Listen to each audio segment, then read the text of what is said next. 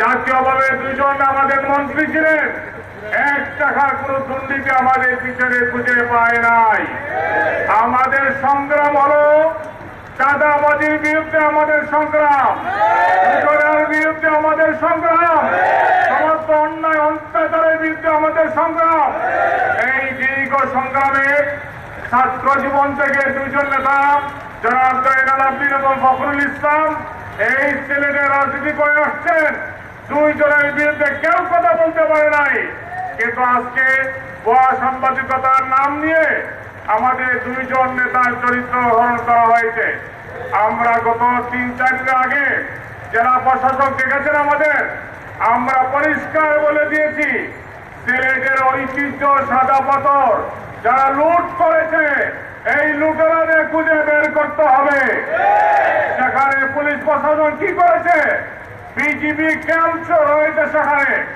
আমরা জানতে চাই প্রশাসন কোথায় ছিল, এই লুটতারা বিরুদ্ধে ব্যবস্থা কেন করে নাই? আপনারা শুনেছেন এই চীনের বর্ডার দিয়ে চিনি নিয়ে আসে, এই চিনি সন্ত্রাসীরা তারাই এই লুটের সাথে জড়িত। অবিলম্বে তাদের নাম প্রকাশ করতে হবে এবং জামাতকে জড়াইয়া যে ষড়যন্ত্রমূলক ভাবে মিডিয়া ক্যাম্পেইন করা হয়েছে অবিলম্বে সেটা বন্ধ করতে হবে। আমরা গতকাল দিয়ে দেখলাম কেন্দ্রের পক্ষ থেকে গণশুনানির নামে সিলেট সার্কিট হাউসে অনেক মানুষের মতামত নেওয়া হয়েছে। সেখানে যারা মতামত দিয়েছে আমরা শুনিয়েছি গত ফ্যাসিস্ট সরকারের যা সুবিধাভোগী এবং কিছু ব্যক্তিকে তারা সেখানে জবাব নতুন বন্দি নিয়েছে এবং যাদের বিরুদ্ধে 5 আগস্টের পরে মামলা হয়েছে তাদের জবানবন্দি নেওয়া হয়েছে।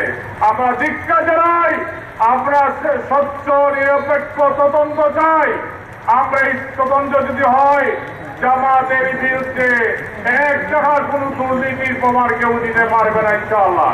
সবাইকে সজাগ থাকার জন্য আহ্বান জানাই। সরকারের বিভিন্ন গোয়েন্দার বাহিনীর সদস্য এখানে রয়েছে, আপনারা মেসেজ দিবেন কারো বাবার ক্ষমতা নাই জামাত নেতৃবৃন্দের বিরুদ্ধে কোন অন্যায় হাত তুলে কথা বলার মতো। আমরা স্বচ্ছ নিরপেক্ষ তদন্তের মাধ্যমে এই লুটেরাদের নাম জাতির সামনে অবিলম্বে প্রকাশ করতে হবে। সিলেটের সৌন্দর্য বজায় রাখতে হবে এবং সিলেটের ঐতিহ্যভাবে যেগুলা রয়েছে সেই স্থানগুলোকে সংরক্ষণ করার দাবি আমরা জানাই।